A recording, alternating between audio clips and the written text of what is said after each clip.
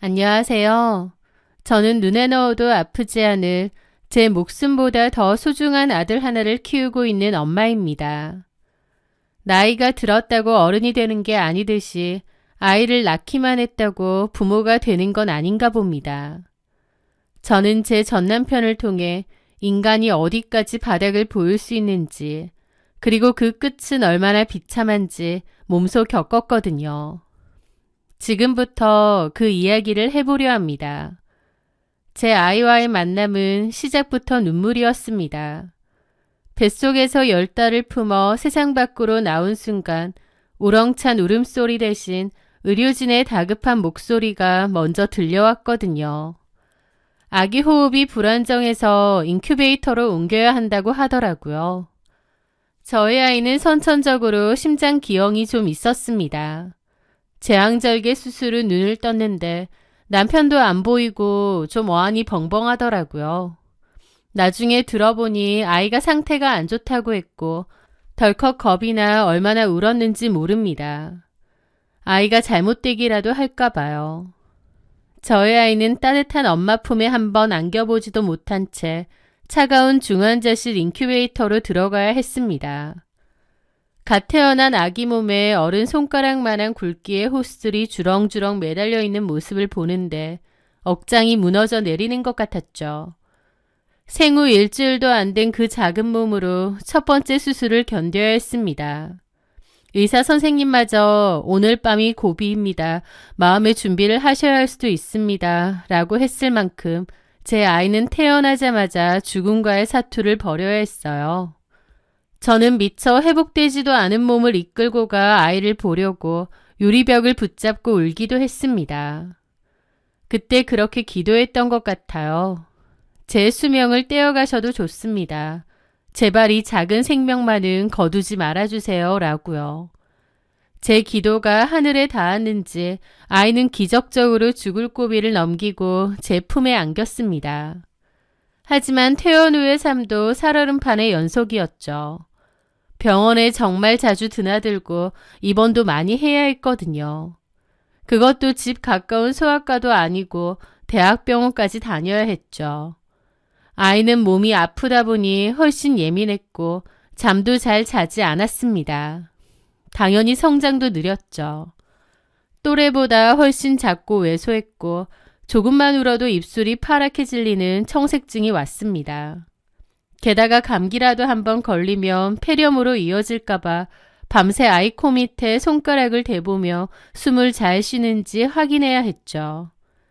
남들은 아기가 뒤집기를 하고 걸음마를 뗀다고 기뻐할 때 저는 아이가 숨 쉬는 것, 그저 오늘 하루 무사히 넘기는 것에 감사하며 가슴 졸이는 나날을 보냈습니다. 그렇게 하루하루를 버티다 보니 아이는 많이 건강해졌어요. 그리고 돌이 지나고 두 번째 수술을 해야 했습니다. 이건 원래도 예정되어 있는 수술이었어요. 알면서도 올 것이 왔구나 싶고 수술이라는 그 두 글자가 저를 무겁게 압박하더군요. 이번 수술은 그 작은 가슴을 열어야 하는 대수술, 바로 개용 수술이었습니다. 이제 막 12개월을 넘긴 아기가 그 독한 마취와 수술을 견딜 수 있을지, 혹시라도 수술대 위에서 영영 눈을 뜨지 못하면 어쩌나 하는 공포가 저를 집어삼킬 정도였습니다. 씩씩하게 잘 자라는 아이를 보며 잠시 잊고 있었던 죽음의 그림자가 다시 엄습해오는 것 같아서 너무 두렵더라고요. 하지만 저는 엄마였습니다. 마음을 단단하게 먹고 아이 곁을 잘 지켜줘야 했죠. 그렇게 저는 담당 의사 선생님과 수술에 관한 논의를 했습니다. 수술 당일은 당연히 남편도 같이 있어야 했어요. 그리고 이 수술은 원래부터 계획된 수술이었기에 남편도 수술 날짜를 알고 있었습니다. 제가 그 사이에 한 번 더 말한 적도 있고요. 그렇게 남편에게 수술 날짜를 다시 상기시켰죠. 여보, 이번 달 25일이 하림이 수술 날인 거 알지? 괜찮을 거란 걸 알면서도 또 수술이라고 하니까 너무 무섭고 떨리네. 제 목소리는 공포로 가늘게 떨리고 있었습니다. 남편의 따뜻한 위로 한마디가 간절했죠. 그런데 남편은 어리둥절한 표정을 짓더니 허둥지둥거리면서 달력을 살피더라고요. 아, 그날이었어? 어쩌지? 나 그날 안 되는데. 뭐라고? 왜 안 돼? 그리고 전부터 날짜 알려줬잖아. 나도 계속 기억은 했는데 요즘 바빠서 좀 깜빡했네. 무슨 일인데 그래. 자식이 심장 수술을 하는데 그것도 까먹다니. 뭐 얼마나 중요한 회사 일이 있나 싶어서 좀 야속하더라고요. 그날 해외 출장이 잡혀서 일본 바이어랑 중요한 계약이 있거든. 내가 정한 게 아니라 회사에서 그렇게 정한 거야. 나한테 너무 서운해하지 마. 회사 일 하다 보면 어쩔 수 없잖아.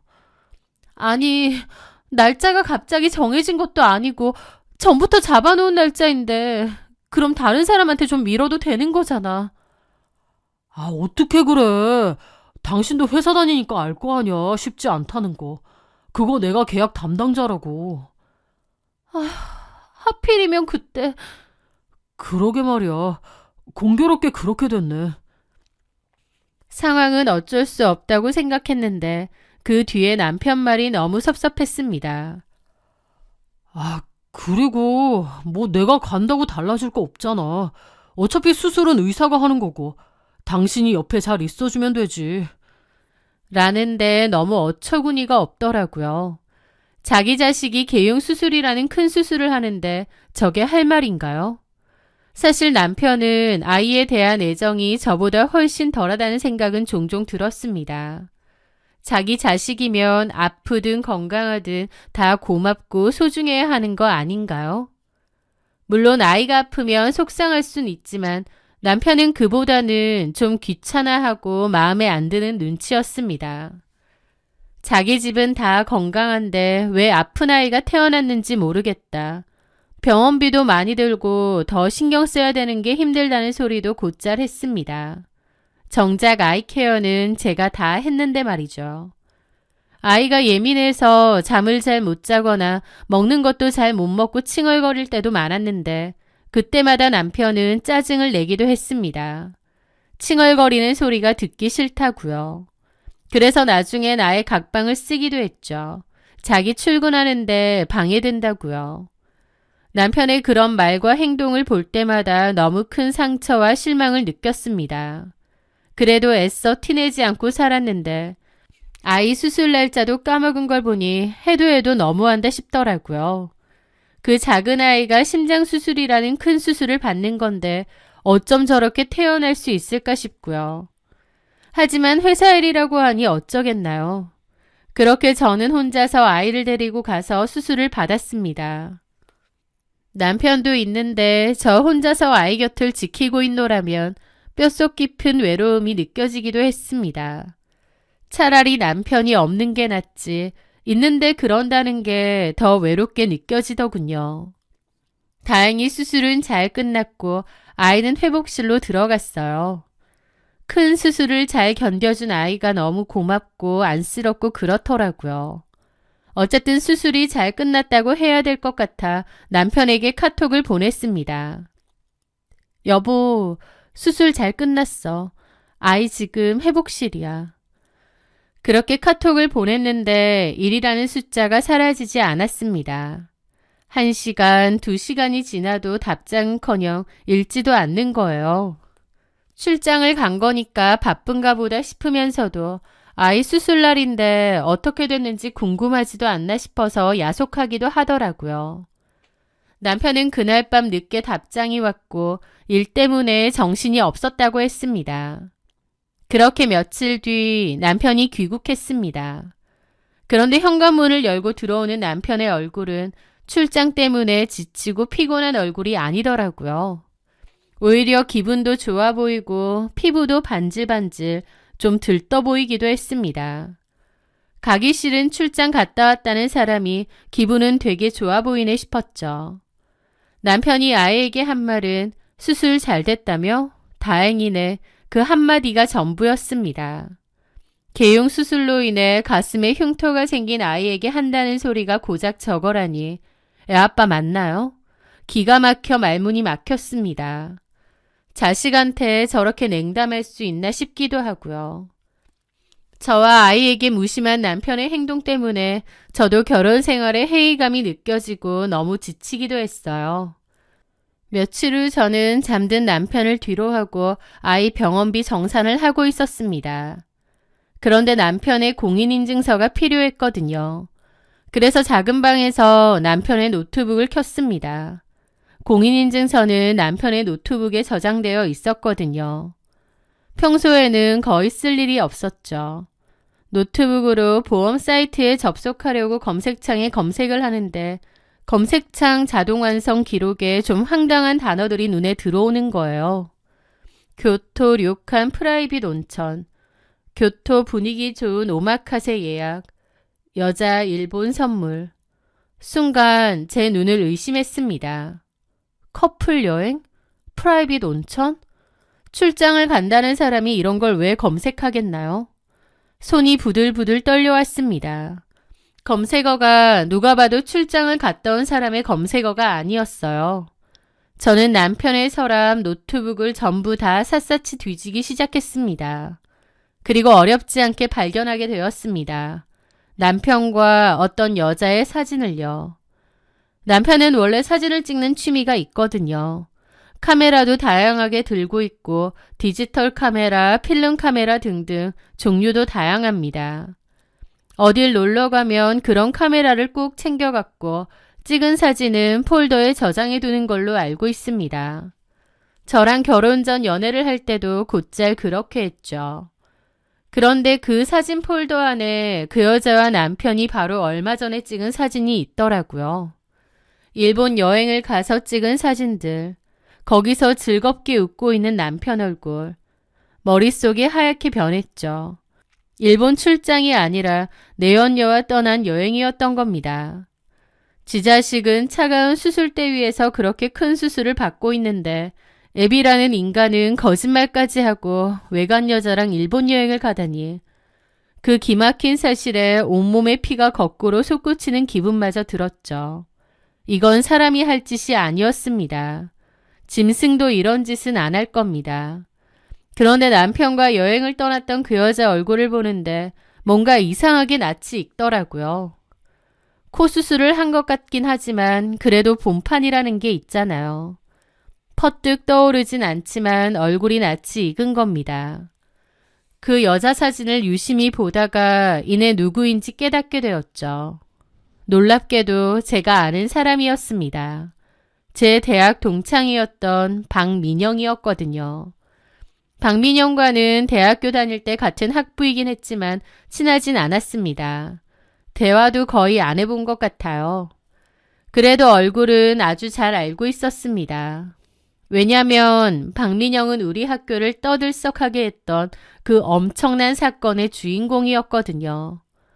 학교에선 박민영의 얼굴을 모르는 사람이 별로 없을 정도였죠. 어쨌든 남편의 상간녀는 바로 그 박민영이었던 겁니다. 세상에, 아무리 세상이 좁다지만 어떻게 이럴 수가 있는지. 제 대학 시절 떠들썩한 사건이 있었던 그 박민영이 지금 내 남편과 만나고 있다고?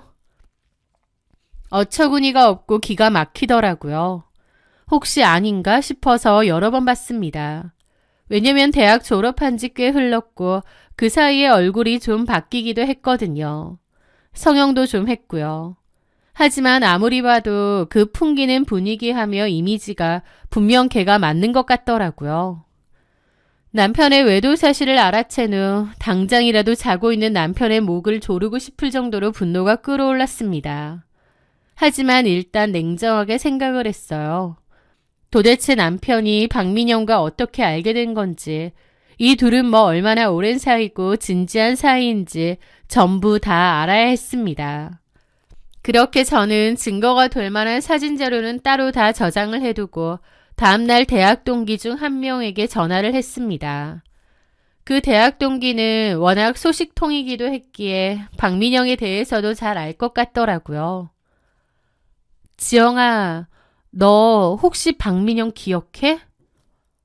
박민영? 아, 그럼 알지. 너 혹시 걔 요즘 어떻게 지내는지도 알아? 알지. 들은 거 있어. 내 친한 친구 중에 영화라고 있지? 걔는 박민영하고 아직도 잘 지내서 얘기 다 해주더라고. 근데 박민영에 대해선 왜 물어? 너 걔랑 안 친했잖아. 뭔가 좀 확인할 게 있어서. 그렇구나. 그렇구나. 지금 회사 다닌다고 하더라고. 회사? 그 회사 어딘진 모르지. 회사 이름은 정확히 몰라. 근데 그 회사에 어떻게 들어갔는지는 들었잖아. 와, 진짜 걔 여전히 그러고 살더라. 사람 진짜 안 변하나 봐. 나 그 얘기 듣는데 완전 도파민 돌았잖아. 그게 무슨 말이야? 그 회사에 뭘 어떻게 들어갔는데? 친구는 박민영에 관한 기막힌 이야기를 들려주더라고요.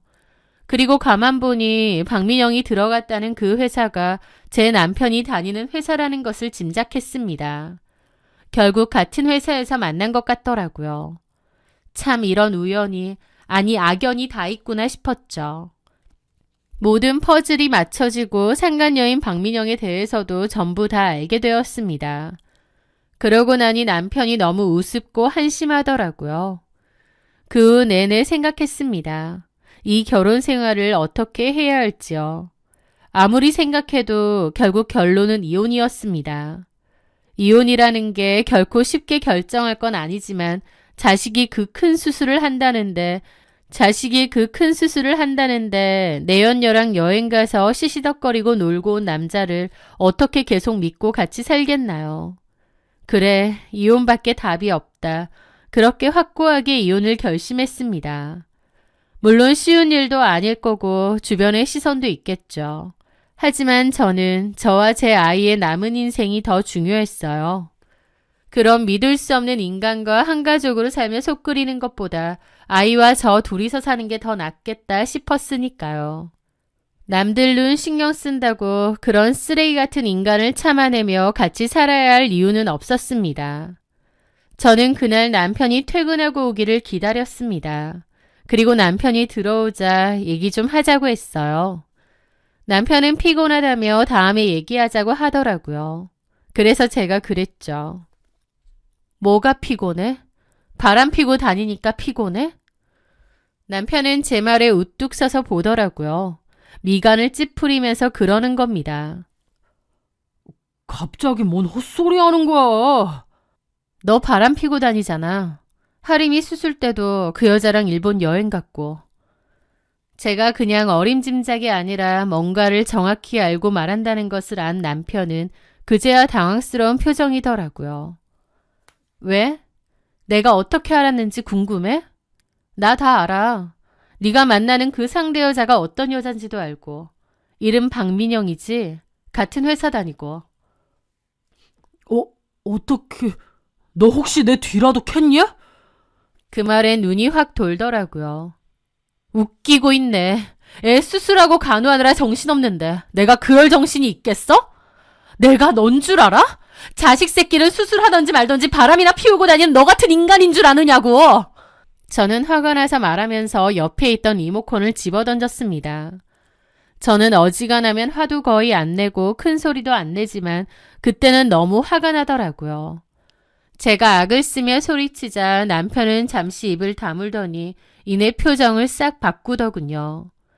최소한의 양심이나 죄책감도 없는지 미안해 하기는커녕 오히려 고개를 빳빳이 들고 적반하장으로 나오는 겁니다. 그래, 다 안다니까 그냥 나도 말할게. 그래, 나 그 여자랑 사랑하는 사이야. 나 솔직히 이 집 들어오기도 싫어. 마음 떠난 지 꽤 됐어.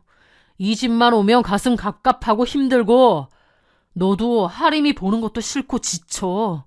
이렇게 알았다니까 차라리 잘 됐네. 안 그래도 당신한테 말하려고 했는데 언제 말할까 싶었거든. 나 그 여자랑 살고 싶어. 이혼해줘. 우린 결혼 잘 못한 것 같아. 내가 당신을 사랑한다고 착각했는데 아니었어. 사랑 같은 소리 하네. 사랑 타령 진짜 웃기지도 않아. 누가 보면 당신 처자식 없는 사람인 줄 알겠어. 사랑이 뭔데? 그 여자한테 발정나서 거짓말 치고 이 생난리 치는 게 사랑이야? 네가 말하는 그 사랑이라는 거 참 우습다. 처자식은 보이지도 않지? 아, 어쩌라고! 내 발목 붙잡지 마. 나 너한테 정 떨어진 지 오래라고. 이 결혼이 나한텐 지옥이라고. 내가 당신 발목을 붙잡았다고? 솔직히 난 그렇게 느껴. 네가 나는 하림이한테 뭘 한 것도 없으면서 애비 노릇 남편 노릇 뭐 하나 한 것도 없는 주제에 도대체 뭘로 발목을 잡았다고 느낀 거야? 실컷 바람 피고 밖에서 여자 만나야 되는데 자유롭게 안 되니까 그게 발목 잡았다 이거야? 비꼬지 마. 이런 것도 그 여자랑 당신이랑은 달라. 그 여자는 말도 잘 통하고 나를 하나부터 열까지 다 이해해주고 보듬어준다고. 어처구니가 없어서 웃음이 막 나더라고요. 상간녀들은 원래 그러는 거야. 너도 박민영한테 사탕 발리만 하잖아. 내가 진짜 궁금해서 좀 물어볼게. 나는 둘째치고 자식도 아무 상관없어? 거리낌도 없어? 남편은 저를 보더니 고개를 돌리고 그러는 겁니다. 사실 그 여자 임신했어. 가뜩이나 어이가 없는데 진짜 기도 막히고 코도 막히더라고요. 가지가지 한다는 게 이런 걸 두고 하는 말이겠죠. 뭐? 임신? 그래, 내 아이 가졌다고. 난 그 여자랑 살고 싶어. 진짜 사랑하는 건 그 사람이니까. 그러니까 구질구질하게 굴지 말고 이혼해줘. 저는 팔짱을 끼고 남편을 가만히 바라봤습니다. 아무 말도 없이요.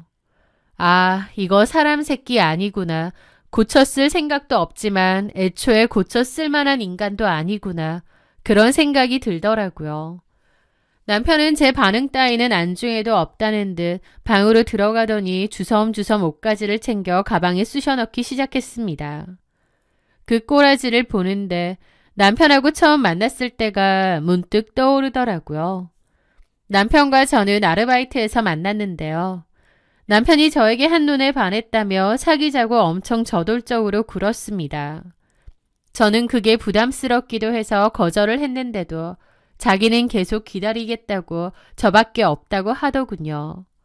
그러면서 부모님 차까지 빌려 집이며 학교 데려다주고 자기 시간 끝나도 제 아르바이트 마감 시간까지 기다렸다가 저 데려다주고 거기에 선물 주고 챙겨주고 정말 제 마음을 얻기 위해 노력하는 겁니다.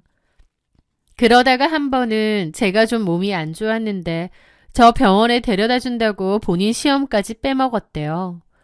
왜 그랬느냐 뭐라고 했는데 자기한텐 시험보다 제가 더 중요하다고 하더라고요. 자기는 사랑에 빠지면 정말 푹 빠지는 사람이고 간이고 쓸개고 다 빼주는 사람이라는 말과 함께요. 그때 주변에서는 다들 저한테 그러더라고요. 너를 진짜 사랑하는 것 같다고요. 그래서 저도 마음이 좀 달라졌습니다. 내가 뭐라고 이렇게 잘해줄까? 게다가 이렇게 나한테 헌신적인 사람이 또 있을까? 그렇게 마음의 문을 열었고 6년간 사귀다가 결혼까지 하게 되었던 겁니다. 그때 그 시절이 문득 떠오르더라고요. 나는 사랑에 빠지면 간이고 쓸개고 다 빼주는 사람이다 라고 하면서 본인 시험까지 빠지고 저를 데려다 주었던 그때 일도 떠오르고요. 그때는 저를 너무 사랑해서 그런 줄 알았는데 지금 생각해보니 남편은 사랑이라는 감정에 빠진 자신을 더 사랑한 것 같습니다. 게다가 충동적이고 무모한 사람이기도 했고요. 지금 박민영에게 빠진 남편이 딱 그때 그 모습 같더라고요. 박민영한테 푹 빠져서 처자식이고 뭐고 다 필요 없고 그냥 그 여자한테 달려가고 싶어하는 아, 저 인간은 그냥 저런 인간이었구나. 책임감도 계획도 의리도 뭣도 없는 그냥 당장의 감정과 본능만 중요한 철딱선이라고는 없는 인간이었구나. 결혼은 남편이 아니라 저야말로 잘못한 것 같더라고요. 저는 집을 떠나려는 남편에게 그 말을 해주기로 했습니다. 남편이 그토록 푹 빠진 박민영이 어떤 인간인지 밝힐 때가 되었죠. 짐을 싸는 남편을 가만 바라보며 말했습니다. 짐 천천히 싸. 네가 원하는 대로 이혼해 줄 테니까. 그렇게 급할 거 없다고. 제 말에 남편이 저를 보더라고요. 이혼해 준다고? 그래, 이혼해줄게. 나라고 뭐 이 결혼이 아쉽고 네가 아쉬워서 바짓가랑이라도 붙잡겠니? 아픈 애 놔두고 상간녀랑 여행이나 가는 인간인데 나야말로 네 얼굴도 보기 싫지 않겠어? 제가 뭐라고 하든 남편은 이혼해준다는 말만 들리는 것 같더라고요. 진짜지? 그런데 나가기 전에 하나만 알고 가. 뭔데? 너랑 바람 피우는 그 여자 내가 어떻게 아는 줄 알아? 내 대학교 동창이야. 남편은 눈이 휘둥그레졌습니다. 그건 몰랐나 보더라고요. 박민영, 그리고 그 여자랑 회사에서 만났지. 남편은 민망한 듯 헛기침을 하더라고요. 저는 코웃음 치며 그랬죠. 그래도 살아온 정을 생각해서 박민영이 어떤 애인지는 내가 알려줄게. 걔 우리 학교에서 엄청 유명했던 애거든. 뭐가 유명해? 학교 끝까지 못 다니고 자퇴했어. 근데 그 이유가 참 대단하거든. 이유가 뭔데? 유부남 교수랑 불륜 저질렀어. 지보다 20살이나 많은.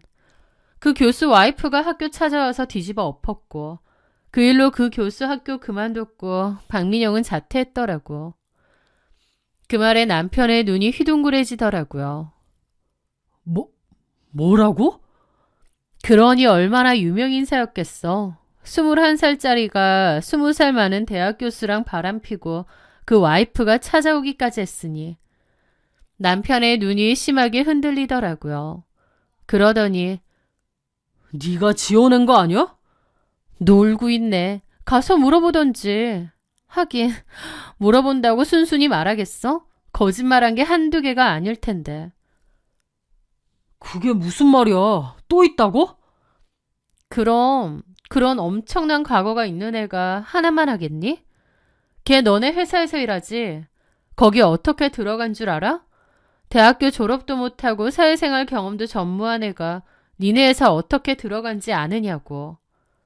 아버지 친구분이 꽂아줬다고. 아버지 친구분? 걔는 비위도 좋네. 그럼 아버지 친구한테 스폰을 받은 거야? 미친 거 아니야? 그 말에 남편 눈이 휘둥그레졌습니다. 그게 무슨 스폰이라니? 누가 스폰이라는 거야? 걔 오래된 스폰서가 있다고 하더라고. 그 사람이 너네 회사 사장이랑 친구래. 그래서 너네 회사 꽂아줬다는데. 이건 지어낸 게 아니라 박민영이 직접 지 친구한테 얘기한 거야. 그게 무슨 말도 안 되는 소리야. 너 무슨 소설 써? 소설인지 아닌지는 직접 알아보시고요. 이제 짐 다 쌌으면 나가. 내 할 말도 끝났으니까. 남편의 얼굴이 일그러지더라고요. 거짓말하고 있네. 그런 삼류 싸구려 같은 소리를 나한테 믿으라고? 믿든 안 믿든 네 마음대로 하는데 네가 한 짓이 제일 삼류 싸구려라는 건 알아도. 처자식 놔두고 바람핀 주제에 상대 여자는 뭐 양심 있고 멀쩡한 여자겠니? 웃기고 있네. 야, 너랑 딱 어울려. 똥이랑 설사의 만남이네. 개소리 하지 마. 민영이가 그럴 리가 없어. 얼마나 착하고 순진한 앤데. 그 말에 저는 폭소를 했죠. 순진 다 얼어 죽었네. 그렇게 순진해서 불륜을 밥 먹듯이 저지르냐? 아, 그리고 그렇게 사랑하고 믿고 싶으면 그렇게 믿어. 내 알 바도 아니야. 근데 아무리 그래도 애 낳으면 친자하기는 해봐라. 니 앤지 그 스폰서인지 어떻게 알아? 하긴 뭐 그렇게 좋으면 뻐꾸기 아빠 노릇이라도 하던가 등신같이. 저는 남편의 눈을 똑바로 쳐다보며 독서를 날렸습니다. 이 악마 같은 년이 진짜. 남편은 저를 죽일 듯이 노려보더라고요. 저도 똑바로 남편을 노려봤죠. 잠시 후 남편은 욕설을 내뱉으며 집을 나갔습니다. 박민영에게 사실을 확인하러 나간 건지 뭔지는 모르겠지만요. 그렇게 쾅 하고 닫힌 문을 보며 다리에 힘이 풀려 주저앉았습니다. 그 후 저는 짐을 싸서 친정으로 갔어요. 충격받은 남편이 무슨 짓을 저지를지 모르기 때문에 일단 피해야겠더라고요. 그리고 친정으로 옮긴 후 변호사를 선임해 이혼 소송과 상간 소송을 동시에 진행했습니다. 상간 소장은 회사로 보냈습니다. 남편 것과 박민영 것도 같이요. 더불어 회사 측에도 내용 증명도 함께 보냈습니다. 결과는 예상보다 훨씬 더 처참하고 통쾌했습니다. 회사에 내용 증명을 보냈기에 그 둘이 불륜 사이라는 사실이 일파만파 퍼졌더라고요. 그러는 과정에서 제 남편이 박민영과 외근이나 출장을 핑계로 회사 돈을 사적 유용한 사실까지 밝혀졌습니다. 회사는 본보기를 보이겠다며 남편을 횡령 혐의로 형사고소를 했다는데 사실 여기에는 박민영의 스폰서 입김도 있었던 것 같습니다. 남편네 회사 사장과 박민영의 스폰서라는 그 남자와는 친구 사이라는데 괘씸죄로 남편을 고소한 게 아닌가 싶기도 해요. 자기 첩이랑 바람났다 보니 용서할 수 없었겠죠. 그 남편도 박민영도 회사에서 나란히 잘렸다고 들었습니다. 그런데 그 뒤로 들은 이야기가 진짜 배꼽 빠지게 웃기더라고요. 저한테 박민영에 대해서 다 들은 남편은 박민영에게 그게 다 사실이냐, 대학교 다닐 때 20살 많은 대학 교수랑 바람피고 지금은 스폰서까지 있다는 게 맞느냐고 따졌나 봐요. 박민영은 됐고 그냥 헤어지자고 했고 둘은 길거리에서 개싸움을 벌이다가 얼마나 심하게 싸웠는지 경찰까지 출동했다고 하더군요. 그 일로 그 둘도 당연히 파탄이 났죠. 사랑하면 간이고 쓸개고 다 빼줄 수 있다던 전 남편놈. 그 정도로 좋아 죽겠으면 상간녀가 어떤 여자여도 사랑해야 되는 거 아닌가요? 그렇게 사랑 타령하더니 그 사랑 참 알량하고 가볍기도 하네요. 책임감도 없고 충동적이었던 전 남편놈은 결국 지발등 지가 찢고 나락으로 갔습니다. 제 아이 하림이는 2번째 수술 후에 건강하게 회복을 하고 있습니다. 아이의 가슴에 남은 수술 자국은 아픔의 흔적이 아니라 힘든 시간을 이겨낸 훈장이라고 생각해요. 그런 아이가 너무 기특하고요. 아빠라는 존재는 없지만 그 빈자리가 조금 더 느껴지지 않도록 제가 2배, 3배 더 사랑을 주고 튼튼하게 키울 겁니다. 아픈 자식 나 몰라라 하고 파렴치한 거짓말까지 일삼았던 남편에게 내려진 벌.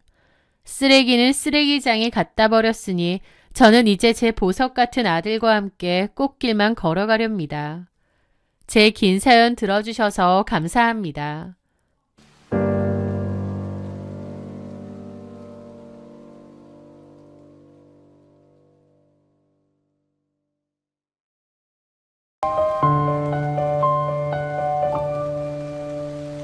안녕하세요. 저는 경기도에 살고 있는 올해 29살 돌싱녀입니다. 29살 이혼녀라는 딱지를 달기에는 좀 어린 나이죠. 주변에서도 그 어린 나이에 벌써 갔다 왔느냐라며 놀라시는 분들도 많아요. 그럴 때마다 구구절절 제 지난 사연을 다 설명할 수도 없고 그저 씁쓸하게 웃어넘길 때가 많죠. 그러다가 오늘은 엄마가 자주 챙겨보시는 이 사연 채널에나마 제 가슴속 응어리를 잠깐 털어놓으려고 합니다. 저는 제 이름을 건 디저트 카페를 운영하고 있는데요. 오픈한 지 9년 정도 된 것 같아요. 다들 대학 입시 준비하느라 바쁠 때 저는 대학 말고 좀 다른 길을 선택하기로 결심했습니다. 바로 저만의 디저트 가게를 여는 것이었죠. 저는 예전부터 빵이나 케이크 등의 디저트가 너무 좋았어요. 관심도 정말 많았고 막연하게 이쪽 길로 가야겠다 결심했죠. 고등학교 때 이미 제가 제빵 관련 자격증은 다 땄고 집에서도 꾸준히 홈베이킹을 하며 독학으로 공부를 했습니다. 대학에 가서 전문적으로 배워도 되겠지만 저는 굳이 그러고 싶지 않더라고요. 그때 저는 너무 어려서 그랬는지 모르겠지만 그런 것도 다 시간 낭비 같기도 했거든요.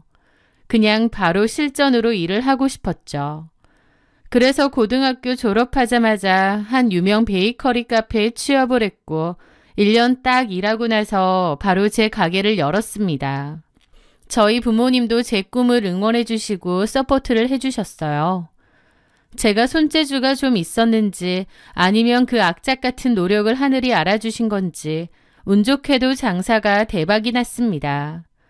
지금까지도 손님들이 줄을 서는 동네에서 유명한 디저트 맛집이고 백화점 팝업 스토어 제의도 들어올 정도로요. 저는 대학보다 제가 하고 싶은 걸 선택했고 다행히 운이 따라 젊은 나이에 남들이 부러워할 만한 부와 성공을 빠르게 얻었습니다. 하지만 빛이 강하면 그림자도 짙다고 하잖아요. 너무 일찍 사회생활이라는 정글에 뛰어들다 보니 뒤늦게서야 청춘이나 낭만을 즐겨보지 못했구나, 내 20대를 그냥 일하다가 흘려보냈구나 라는 생각도 좀 들더라고요. 연애도 마찬가지였어요. 다양한 사람을 만나보며 이 사람이 똥차인지 벤츠인지 구별하는 안목을 길렀어야 했는데 일만 하느라 남자를 너무 몰랐던 게 화근이었던 것 같습니다. 제가 늦둥이 외동딸이라 부모님 연세가 좀 많으셨는데요.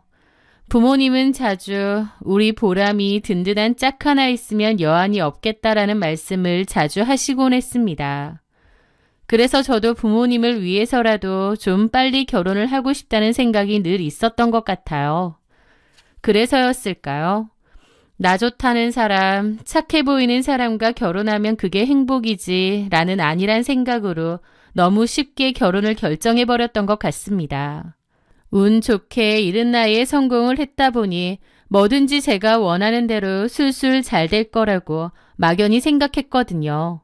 결혼까지도 말이죠. 전 남편인 최동욱은 중소기업을 다니는 회사원이었습니다. 친구의 소개로 만나게 되었어요. 저희는 막 죽고 못 사는 그런 열정 넘치고 사랑이 넘치는 커플은 아니었고 친구처럼 편안하게 만나왔던 사이였습니다. 서로 좋아서 떨어지기 싫은 그런 커플은 아니었지만 결혼에 대한 생각은 비슷했어요. 남친 역시도 저처럼 결혼을 빨리 하고 싶어 했기에 좀 이른 나이일 수도 있지만 결혼을 약속했습니다. 불꽃 튀는 사랑을 했던 사이는 아닌데 서로가 서로에게 이만하면 결혼 상대로 나쁘지 않다는 생각을 했던 것 같아요.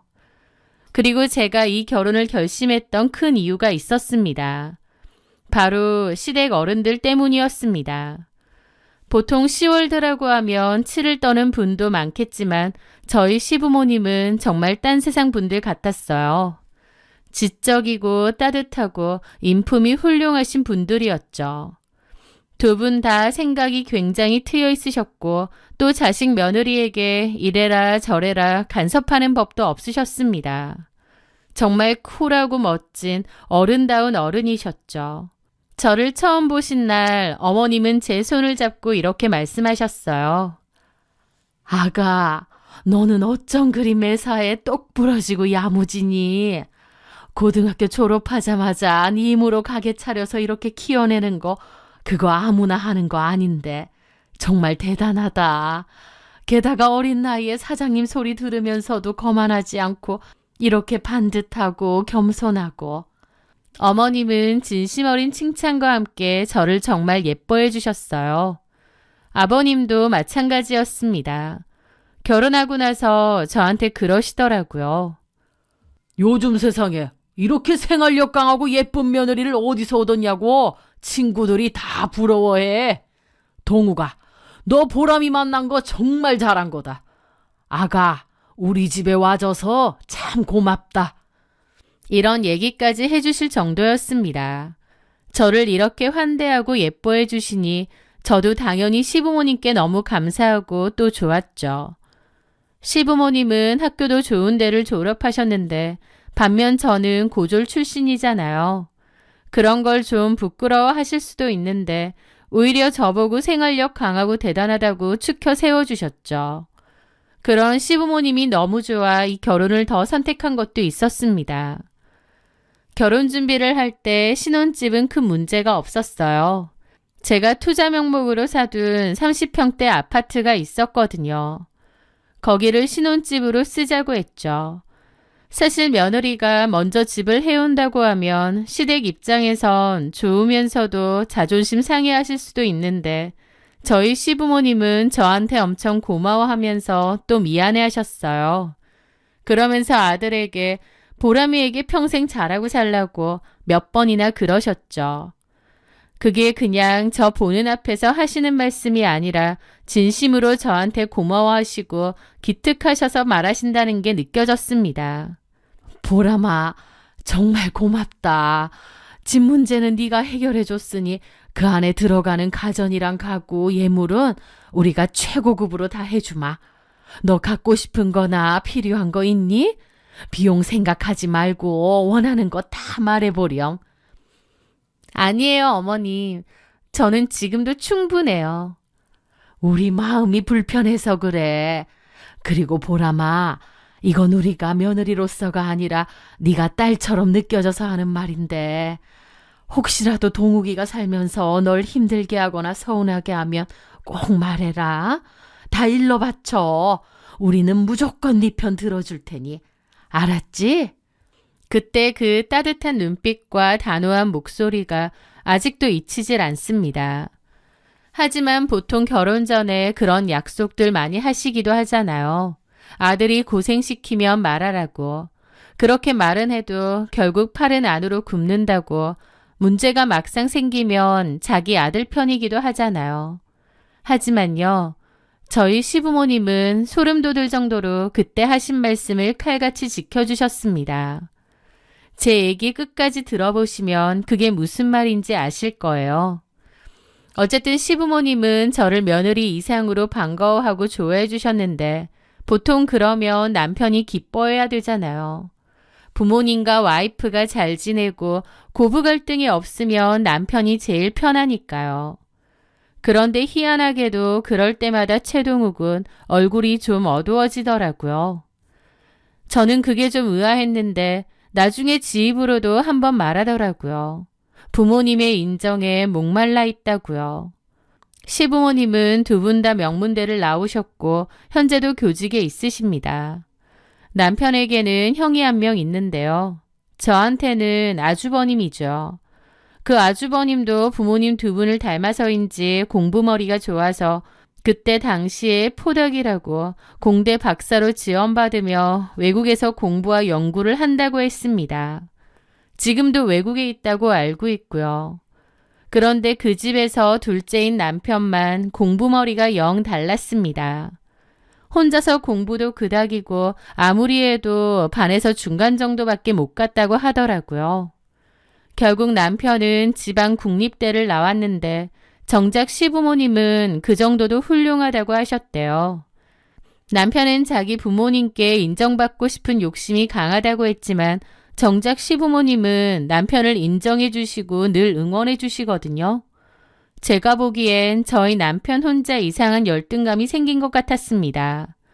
다 공부머리가 좋은 집안에서 자기만 아니라는 그 사실 때문에요. 그런 못난 자격지심이 뿌리 깊게 있었던 것 같아요. 그런데요, 그 자격지심은 엉뚱한 데서 화풀이를 하더라고요. 바로 저한테요. 저는 고졸이잖아요. 공부를 못해서 대학을 못 간 게 아니라 제가 하고 싶은 길이 있었기에 과감하게 포기했던 입장이라는 걸 남편도 분명 압니다. 그런 얘기를 저도 여러 번 했고요. 그럼에도 불구하고 툭하면 저에게 너는 대학도 안 나왔잖아 라는 말을 하며 저를 무시하려는 거예요. 처음엔 그냥 가볍게 툭툭거리며 농담조로 말해서 저도 그냥 넘어갔는데 나중에는 갈수록 심해지더라고요. 그러더니 솔직히 운이 맞아서 카페가 터진 거지. 시기가 딱 맞아서. 이런 식으로 제가 하는 일까지 대놓고 무시를 하는 겁니다. 돈 잘 버는 유명 디저트 카페 사장인 저. 집까지 척척 해오고 시부모님과 사이도 좋죠. 주변에선 그 정도 와이프면 업고 다닌다는 말을 들으면서도 정작 남편이란 인간은 저를 끊임없이 무시하고 너는 고졸이잖아 라는 말을 농담 삼아 진담 삼아 툭하면 하는 겁니다. 저보고 아무리 그래도 대학은 나왔어야 한다면서 하다못해 2년제라도 나왔어야 된다면서 고졸로 바로 창업을 한 건 너무 무모했다. 네가 성공한 건 순전히 운이 좋아서였다 라면서 제 일과 행동을 계속 폄하하는 거죠. 남편 말에 속상하고 기분 나빠서 발끈하고 자주 싸웠어요. 그러지 말라고 해도 계속 그랬죠. 그러다가 나중엔 저도 모르게 고졸 학력에 대해서 컴플렉스까지 생기는 겁니다. 남편이란 작자가 옆에서 자꾸 그러니까 없던 컴플렉스도 막 생겨나는 거죠. 지금 돌이켜보면 남편은 정말 열등감 덩어리였습니다. 제가 어린 나이에 사업적으로 성공하고 잘 되는 데다 시부모님까지 저를 추켜 세워 주시니까 저를 깎아내리고 싶어하고 질투를 느꼈던 것 같기도 해요. 참 어리석은 거죠. 제가 잘 되면 사실 남편인 본인한테 더 좋은 거 아닌가요? 그런데 오히려 저를 깎아내리고 나서서 질투하고 진짜 그릇도 작고 못난 인간이었던 거죠. 그때는 마냥 속상해서 그런 생각까진 못했지만요. 어쨌든 연애할 때 편안하고 잘 맞아서 결혼까지 했음에도 막상 결혼하고 보니 남편과 맞지 않은 부분이 정말 많고 스트레스 받을 일이 너무나 많았습니다. 남편은 저를 무시하는 것도 모자라 또 문제가 있었는데 바로 경제관념이 엉망이라는 거였습니다. 인생은 폼생폼사라며 한정판 운동화나 최신형 전자기기라도 나오면 카드 할부로 긁어서라도 사야 직성이 풀리는 겁니다. 저는 남편의 씀씀이가 무섭더라고요. 제가 사업을 하지만 지금 잘 된다고 나중에 잘 될 거라는 보장 없고 늘 미래를 생각해야 하잖아요. 불안함이 크기도 하고요. 그래서 남편에게 저축 좀 하자고 하면 잘 버는 사람이 잘 써야 경제가 굴러간다. 그런 것도 모르냐며 자신의 소비가 정당하다고 큰 소리 쳤습니다. 게다가 이런 건 자신의 취미이기 때문에 아무리 부부 사이라도 건들지 말라는 소리도 했죠. 저는 신혼 때부터 이미 남편과 삐그덕거렸고 스트레스를 많이 받게 되었습니다. 그러다 결혼한 지 1년도 되지 않아 남편이 더욱 이상해지기 시작했습니다. 회사 일이 바쁘다며 야근이 잦아졌는데 이상하게 집에만 오면 허기가 진다며 밤마다 라면을 2-3개씩 끓여 먹고 폭식을 일삼는 거예요. 제가 건강 걱정돼서 한마디 하면 일하느라 스트레스 받아서 먹는 건데 잔소리하지 마. 내가 무슨 애야? 라며 불같이 성질을 부리는 겁니다. 그러다 결정적인 사건이 터진 건 어느 무더운 여름날이었습니다. 제가 몸살 감기로 심하게 앓아누워 출근도 못하고 꼼짝도 못하고 있을 때였어요. 목도 부어서 물 삼키기도 힘들었습니다. 퇴근 시간이 다 된 남편에게 죽 좀 사다 달라고 카톡을 보냈습니다. 여보, 나 너무 아파서 그러는데 올 때 죽 좀 포장해 줄래? 그런데 남편의 반응은 차갑다 못해 잔인하더라고요. 나한테 시킬 힘이 있으면 네가 배달앱 켜서 주문을 하면 되잖아. 바보냐? 손가락은 움직이니까 나한테 카톡 보낸 거잖아. 배달앱은 놔뒀다가 국 끓여 먹어? 아프다는데 괜찮냐는 말 한마디 없이 배달앱으로 알아서 시켜 먹으라는 겁니다. 저렇게 말할 사이에 배달시켜줬겠네요. 서러워서 눈물이 핑 돌더라고요. 제가 툭하면 아프다는 사람도 아니고 결혼해서 처음 아프다고 죽이라도 사다 달라는 건데 저런 반응이라니. 와, 내가 진짜 이러고 이 인간이랑 왜 살아야 되나 싶었습니다. 그동안은 그냥 저냥 참았는데 아픈 와중에도 이렇게 나오는 걸 보니 저도 만정이 다 떨어지더라고요. 몸만 낳고 나면 진지하게 대화해 봐야겠다. 그래도 답이 없으면 이혼도 생각해 봐야겠다라는 그런 결심까지 했습니다. 그런데 잠시 후 남편에게 뜬금없이 카톡 하나가 온 거예요. 지금 사서 가고 있어. 배고프지? 좀만 기다려, 자기야. 순간 제 눈을 의심했습니다. 방금 전까지 저한테 배달앱은 국 끓여 먹어? 알아서 시켜 먹어? 라던 사람이 갑자기 지금 가고 있어 하며 하트까지 붙이며 카톡을 보낸 거예요. 너무 황당하더라고요. 그런데 그 순간 든 생각이 이거 나한테 보낸 게 아닌데? 라는 생각이었죠. 남편은 저한테 저렇게 애교 가득한 문자를 보낸 적이 없거든요. 연애 때도요. 아마 누군가에게 보내려던 걸 실수로 제게 잘못 보낸 게 아닌가 싶었죠. 그걸 깨달은 순간 온몸이 바들바들 떨렸지만 일단 정신을 부여잡았습니다. 카톡으론 지금 사서 가고 있어 라고 했지만 남편은 무려 1시간 뒤에 왔습니다. 죽을 사오긴 했더라고요. 대충 집 앞에서 어거지로 사온 느낌이었죠. 죽이 담긴 봉지를 대충 식탁 위에 올려놓더니 말도 없이 화장실로 가서 씻더라고요. 그 죽을 보는데 대충 알겠는 겁니다.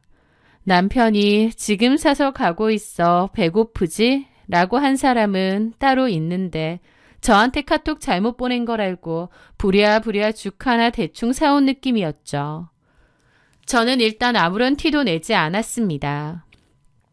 그리고 어떻게 해야 남편이 바람을 피는지 뭔지 알아낼 수 있을까 고민하고 있었는데요. 남편은 핸드폰도 철저하게 들고 다니는 사람이고 차에 블랙박스도 없습니다. 그래서 뭘 어떻게 해야 할지도 모르겠더라고요. 그런데 정말 공교롭게도 기가 막힌 타이밍에 전화 한 통을 받게 되었습니다. 지금 생각해도 그 타이밍이 진짜 절묘했어요. 제가 마침 남편의 외도를 의심하던 찰나 그 전화를 받은 거니까요. 여보세요? 최동욱 씨 부인분 되시죠? 네, 그런데요. 누구시죠? 저 기억하실지 모르겠지만 최동욱 입사 동기입니다. 집들이 때 갔었는데. 남편의 회사 동료라는데 저한테 전화할 일이 뭐가 있겠나요? 좀 황당하더라고요. 아, 네, 그런데요. 혹시 좀 만나서 얘기할 수 있을까요? 긴히 할 얘기가 있는데. 네, 저랑요? 왜요? 남편의 회사 동료가 갑자기 할 얘기가 있다는데 너무 황당하더라고요. 아, 최동욱에 관한 이야기인데 꼭 들으셔야 될 겁니다. 그 운영하신다는 베이커리 카페 어딘 줄 아는데 그 근처로 오늘 갈게요. 나오시면 제가 얘기해 드릴 거고 아니면 저도 그냥 더 이상 연락은 안 드리겠습니다. 무슨 일인데요? 전화로 할 얘기가 아니라서요. 일단 그 근처의 카페에서 기다리고 있겠습니다. 그 남자는 만나서 꼭 말을 해야 된다고 하더라고요. 갑자기 전화가 와서는 할 얘기가 있다는 남편 동료. 이런 황당한 순간이 어디 있나요? 하지만 저는 이상하게도 그런 직감이 들더라고요. 제가 의심하는 남편 외도에 대한 이야기를 그 동료분이 할 것 같다라는 생각이요. 제가 촉이 막 좋은 편도 아닌데 그 생각이 번쩍 드는 겁니다. 그래서 저는 약속 시간에 맞춰 저희 가게 근처에 있는 커피숍에 갔습니다. 남편의 회사 동료인 그 남자가 어두운 낯빛으로 앉아 있더라고요. 안녕하세요. 아, 오셨네요. 앉으세요. 저는 쭈뼛거리며 앉았습니다. 하실 얘기가... 그 남자는 깊은 한숨을 쉬며 말하더라고요. 혹시 최동욱이 요즘 좀 이상하다는 생각 못 해보셨나요? 그 말에 저도 놀랐죠. 역시나 남편의 외도에 대해 뭔가 알고 있나 싶더라고요. 아, 그게 무슨 말씀이신지. 전혀 짐작 못 하셨어요? 사실은 조금 이상하다는 생각은 있었어요. 그냥 생각 정도만. 남자는 고개를 끄덕이더라고요. 저 최동욱이랑 같은 회사 다니는 거 아시죠? 그때 집들이도 갔고 결혼식도 갔고. 네, 원래 최동욱이랑 친했어요. 나이도 동갑이고 입사 동기거든요. 그런데 최동욱한테 제대로 뒤통수 맞고 지금은 회사 나왔습니다. 네? 그게 무슨... 회사에 사실 제 와이프도 같이 다니고 있어요. 이름은 장미진이라고. 최동욱네 결혼식도 집들이도 같이 갔었습니다. 그 사람이 제 와이프예요. 장미진이라 가만 생각해보니 그때 집들이 왔을 때 여자도 한 명 있었던 게 기억나더라고요. 제가 해준 음식 먹으면서 동욱 씨 진짜 좋겠다. 요리 솜씨 좋은 와이프가 원래 최고 아니야? 완전 복 받았네. 라는 소리까지 했던 게 기억났어요. 아, 그분이 와이프셨어요? 예. 그런데 그 남자는 단도직입적으로 말하더라고요. 장미진하고 바람났습니다. 그쪽 남편 최동욱하고요. 순간 머리를 둔기로 맞은 듯 했습니다. 네? 제가 그 사실을 먼저 알았어요. 최동욱 상대로 상간소송도 했고 회사 가서 멱살잡이도 했죠. 놀랍게도 그 남자는 저보다 훨씬 먼저 두 사람의 관계를 눈치채고 피를 토하는 심정으로 증거를 수집하고 상간소송까지 했다는 겁니다. 저는 그런 엄청난 일이 있었는지 전혀 몰랐습니다. 남편이 그런 티를 낸 적도 없고 회사에서 어떤 일이 일어나는지 알 길이 없었죠.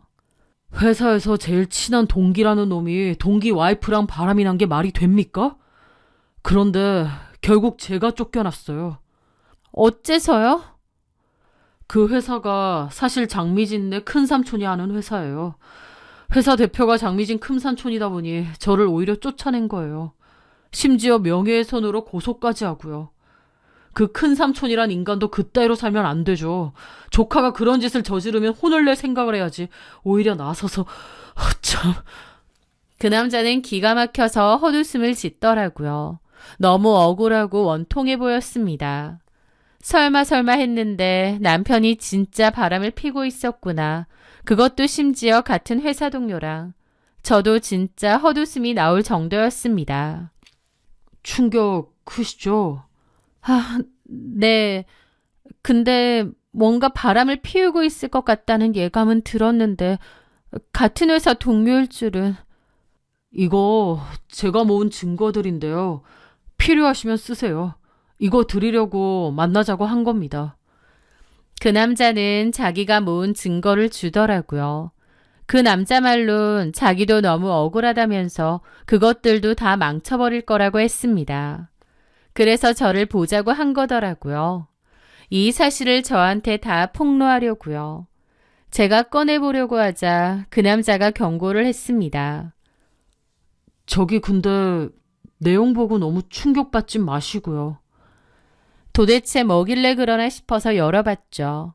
그런데 충격받지 말라고 해도 충격 그 자체더라고요. 두 사람이 주고받은 메신저 대화 내용을 인쇄한 거였습니다. 자기야, 오늘 니네 집 빵순이녀는 뭐 해줌? 뭐 백숙해줬는데 맛은 그냥 그래. 지가 무슨 대장금인 줄 아는데 맛은 쏘쏘. 그래도 이거 먹고 힘내서 자기랑 밤에 뜨겁게 보내야지. 오늘 달릴까? 멍청이 어차피 야근해야 된다던데. 우리 집으로 올래? 아우 좋지. 오늘 뜨밤 한번 보내봅시다. 스릴 있고 좋겠는데? 멍청이 오기 전에 빨리 끝내자. 그리고 빵순이형 가게에서 디저트 좀 사다 줘. 케이크는 맛있더라고. 그것들은 저를 빵순이년이라고 부르고 장미진의 남편은 멍청이라고 부르더라고요. 그 대화를 읽는데 손이 부들부들 떨려 휴대폰을 놓칠 뻔했습니다. 바람 피는 것도 모자라 저를 이렇게까지 비하하고 깎아내리고 있었을 줄은 꿈에도 몰랐어요.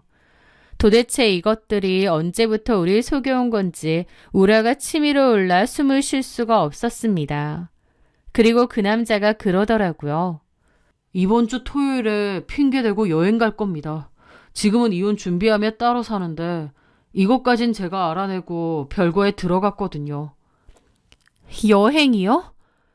1주년 여행이라나? 펜션 예약 확인서도 여기 있습니다. 저랑은 곧 이혼할 거라서 아마 더 대담하게 갈 것 같아요. 저는 참담한 심정으로 그 펜션 이름과 주소를 봤습니다. 진짜 해도 너무하는구나 싶더라고요.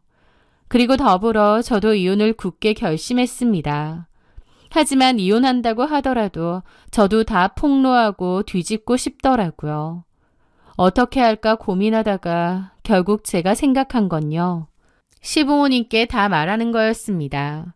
남편은 자기 부모님께 인정 욕구가 굉장히 많은 사람이에요. 그런 부모님께 최악의 모습을 보여주는 것이야말로 제가 할 수 있는 가장 처참한 복수가 아닐까 싶더라고요. 그래서 저는 토요일 당일날 시부모님께 가서 말을 했습니다. 그리고 그 남자에게 받은 증거물도 직접 보여드렸죠. 시부모님은 경악을 하셨어요. 동욱이가 정말 이런 짓을 한 거냐고 기가 막혀 하셨죠. 저는 이미 상간소송도 당했다는 말씀도 전해드렸어요. 그럼에도 아직도 그 여자를 만난다고요. 저는 담담하게 이혼할 거라고, 오늘도 장미진이라는 그 상간녀랑 1주년을 보내려고 펜션에 갔다고 했습니다. 시부모님의 그런 노여운 표정은 정말 처음 봤습니다. 그러더니 아버님이 이 펜션을 가자고 하셨어요. 어머님은 말렸지만 아버님은 직접 가봐야겠다고 단호하게 말씀하시더라고요. 그렇게 저는 시부모님을 모시고 그 펜션으로 가게 되었습니다. 가는 내내 아무 말도 하지 못했죠. 아버님도 기막혀 하시고 어머님도 내내 한숨만 쉬시더라고요. 저도 참담한 심정이었고요. 그 펜션은 독채 펜션으로 한동씩 쓰는 그런 곳이더라고요. 펜션 예약 안내서가 있었기 때문에 어느 동인지도 알 수 있었죠. 저희는 곧장 그리로 갔습니다. 남편의 차가 떡하니 대져 있더라고요. 저한테는 회사 일로 지방 출장을 간다고 이미 말을 했었죠. 그 차를 보는데 기가 막히더라고요. 띵동. 벨을 누르자 잠시 후 안에서 누구세요? 하는 목소리가 들리더니 문이 벌컥 열렸습니다. 마주한 건 상간녀 장미진이었는데 샤워가운 차림이더라고요. 문이 열리고 문 밖에 서 있는 저와 시부모님을 보고 엄청 당황하더군요. 오랜만이네요, 장미진 씨. 그때 저희 집 집들이도 오셨죠? 장미진은 대답도 못하고 입만 딱 벌어진 채 저를 보더라고요. 그때 뒤에서 남편 역시 샤워가운을 입고 오다가 저를 발견한 겁니다. 아니, 네가 어떻게... 그런데 등 뒤에 있는 시부모님을 보고 남편은 저승사자라도 본 양 놀랐습니다. 엄마, 아빠! 그 순간 아버님이 달려들어 남편의 싸다기를 날리셨습니다. 이 미친놈이! 늘 온화한 아버님이 시뻘개진 얼굴로 화를 내시는 걸 처음 봤어요. 아버님은 남편의 등짝을 마구 후려갈겼습니다. 진짜 북어처럼 두들겨 패시더라고요. 야, 이 미친놈아! 부인 두고 바람이나 피우는 파렴치 안으로 내가 널 키웠어? 네가 인간이야? 어떻게 이런 짓을 저질러? 아빠, 그만하세요. 너무 아파요. 닥쳐라, 이놈아. 너는 쳐맞아도 할 말이 없어. 남편은 정신없이 쳐맞더니 기어코 아버님을 확 떠밀었습니다. 아버님은 뒤로 나자빠졌고 그 모습에 저도 어머님도 기함을 했죠. 아버님이 제일 충격받으신 얼굴이었습니다. 남편도 당황한 눈치였죠.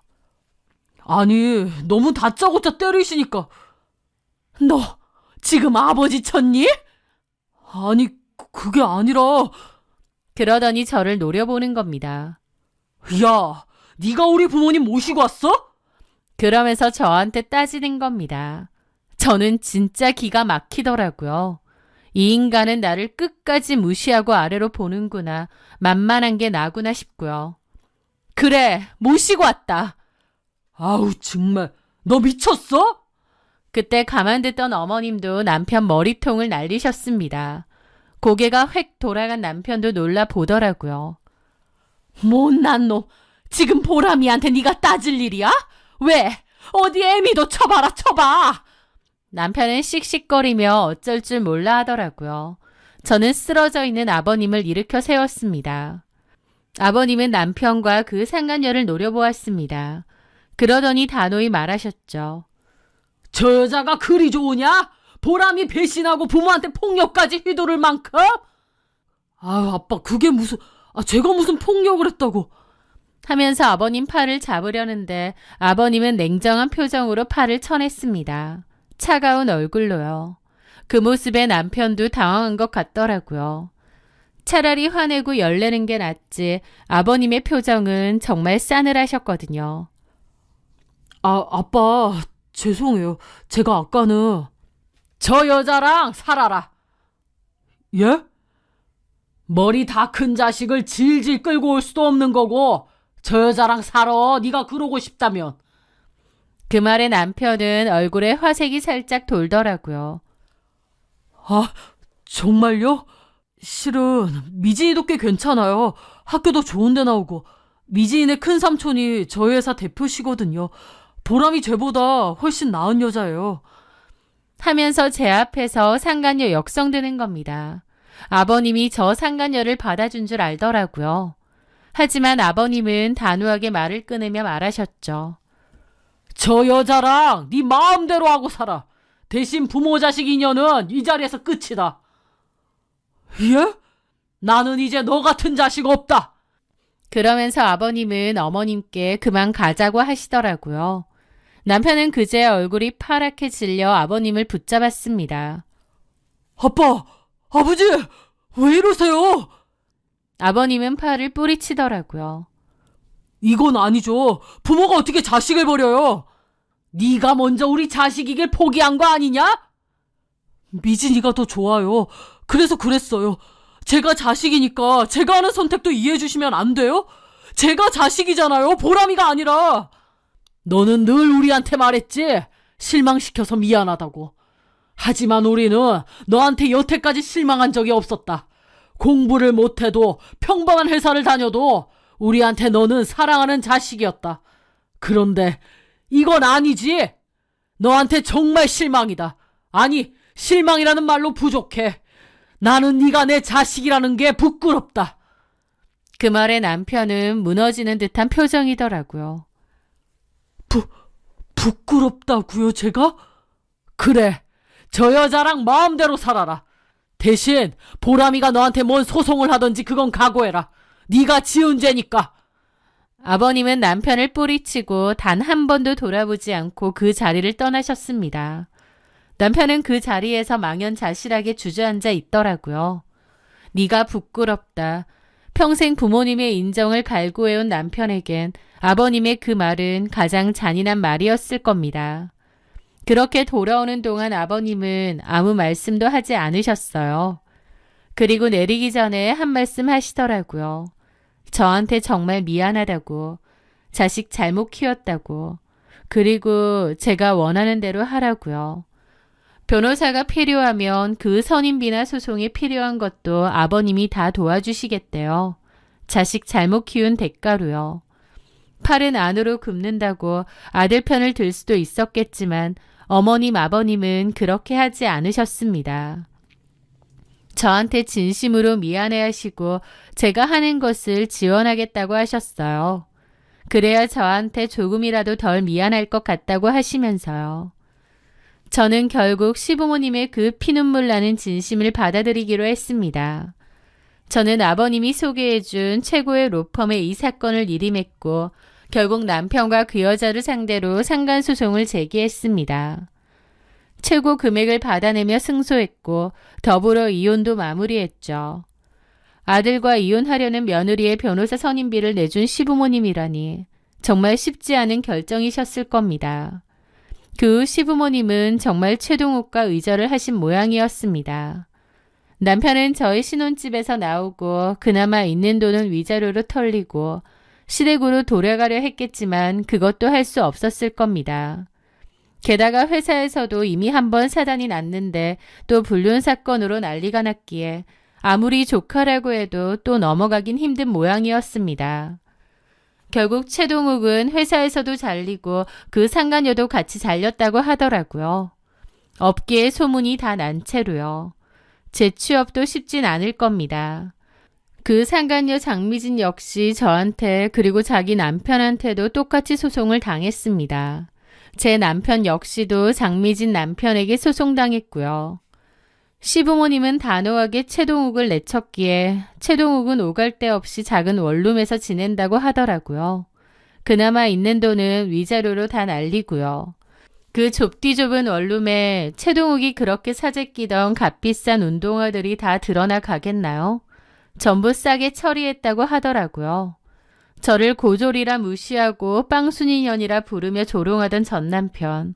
제가 고졸이라서 무시했는데 부모님이 저를 인정해주고 치켜 세워주니 질투에 눈이 돌아버린 것 같습니다.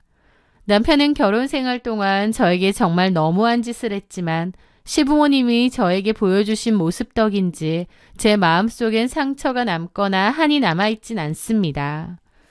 자식이지만 잘못된 것은 단호하고 냉정하게 끊어낼 줄 아는 그 모습.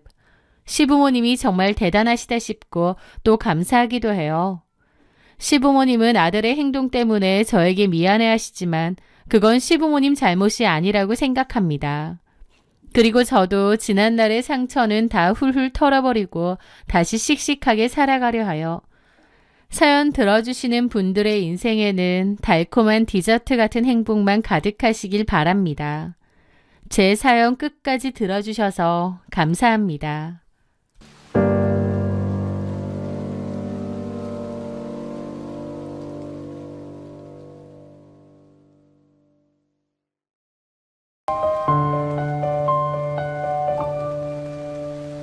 안녕하세요. 사연 많은 유튜브 구독자 여러분. 사람은 겉만 보고 판단하면 절대 안 되는구나 라는 걸 뼈저리게 느낀 제 이야기를 들려드리려 합니다. 제 전 남편 최용우는 펀드 매니저였습니다. 펀드 매니저 하면 떠오르는 똑똑하고 돈 잘 벌고 깔끔한 정장 차림의 이미지. 그런 이미지가 딱 들어맞는 사람이었죠. 아니, 그 이상이었습니다. 최용우의 키는 185cm가 훌쩍 넘고 얼굴은 웬만한 연예인 저리 가라 할 정도로 잘생겼거든요. 짙은 눈썹에 오뚝한 코 등 누가 봐도 인물이 좋고 훤칠한 사람이었죠. 저는 그때 6년차 승무원으로 일하고 있었습니다. 자부심도 많이 느끼고 열심히도 했지만 한편으론 스트레스도 심하고 좀 지치기도 했던 때였죠. 그맘때 최용우와 저는 지인 소개로 만나게 되었고 서로 마치 운명인 듯 불같은 사랑에 빠졌습니다. 저는 그 사람의 출중한 외모와 매너, 능력에 반했고 그 사람 역시 승무원인 제 단아한 이미지가 마음에 들었대요. 제 입장에선 인물도 좋고 능력도 좋은데 성격이나 매너까지 좋은 완벽남 남자다 보니 결혼을 마다할 이유가 없었어요. 그렇게 저희의 결혼은 일사천리로 진행됐습니다. 결혼 준비를 하면서 구체적인 계획을 잡으려 했는데요. 가장 중요한 건 역시 신혼집이었죠. 그런데 영호 씨가 그러는 거예요.